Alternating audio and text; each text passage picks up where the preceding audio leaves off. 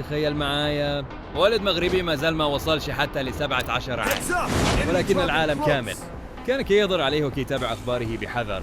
ولد صغير في العمر، لكن دماغه كان من مستوى آخر. سرعة في الفهم، ذكاء خارق، وقدرة على تحليل الأنظمة المعلوماتية بشكل يفوق خبراء كبار. سميته فريد صبار، والناس سموه ديابلو لأن الأسلوب دياله في العالم الرقمي كان يخلي حتى المحترفين يحسوا بالخطر. القصة دياله بدات من موسكو وسط البرد والضباب، في مدينة كتعرف الأسرار أكثر من الناس. فريد كان ولد هادئ ساك، ما كيبغيش يبان، ولكن الحاسوب كان الدنيا دياله، والعالم الرقمي كان المكان اللي كيحس فيه بالقوة والحرية. من صغر سنه كان كيلعب بالكود، كما لو أنه كيحل الغاز بسيطة، وكل نظام معلوماتي كان كيشوفه مجرد باب، وباب يمكن يسالي لي المفتاح. غير بالتحليل والتركيز. منين كان فريد عنده 13 عام بدأ يدخل لأنظمة كبيرة بلا ما يقصد يخسر، غير بدافع الفضول. وعندما وصل ل15 سنة ولا قادر يكتشف ثغرات شركات عالمية بسرعة مخيفة. هذا العبقرية جرت له الأنظار، خصوصاً ملي تعرف على شاب روسي كان كيشارك نفس الاهتمام، ولكن كانت عنده نية مختلفة.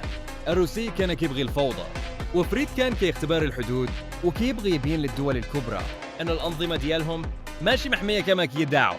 هذا التعاون بينهم خرج للعالم واحد الفيروس الإلكتروني اللي مع عمر التاريخ نسى بحاله.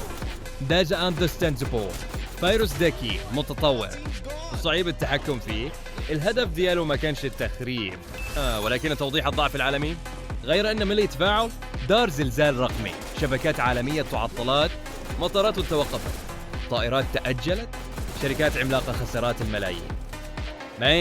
عادي، والبنوك وقفات عمليات حساسة، الإعلام اشتعل والخبراء تفاجؤوا، والدول دارت حالة طوارئ إلكترونية. وسط ذاك الصداع كامل طلع اسم واحد، الهاكر المغربي القاصر.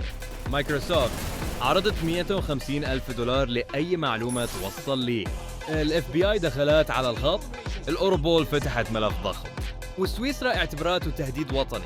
الصحافة سمته الشبح المغربي، والناس كانت كتحكي عليه وكأنه أسطورة.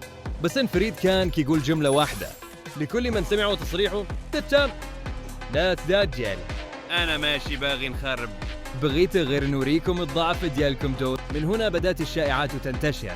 البعض كيقول اخترق بنوك سويسرية باش يعطي الفلوس للفقراء، والبعض الآخر كيقول كان جزء من شبكة روسية كبيرة. وكاين اللي كيعتقد انه مجرد طفل عبقري تجاوز الحدود بلا ما يقصد. في 2006 تشد فريد في المغرب، تحاكم، دار مدة في السجن، ومن بعد خرج وبدأ كيعيش حياة هادئة.